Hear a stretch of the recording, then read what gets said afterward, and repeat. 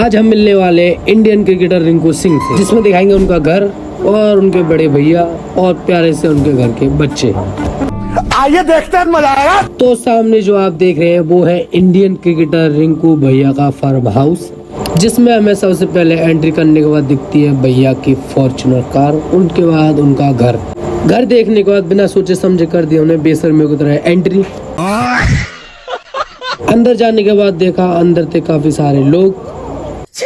फिर हम मिलते हैं सबसे पहले सोनू भैया से मिलने के बाद थोड़ी देर बैठते हैं। बैठने के बाद रिंकू भैया का वेट करते हैं। भैया का वेट करते हुए सोचा हमने थोड़ी देर सीलू भैया से मिलने, तो सीलू भैया से मिलने के बाद थोड़ी सी मौज मस्ती करने के बाद फिर हमने देखा कि रिंकू भैया जो थे ठीक हमारे आंखों के सामने बैठे हुए थे। फिर हमने थोड़ी देर और वेट किया।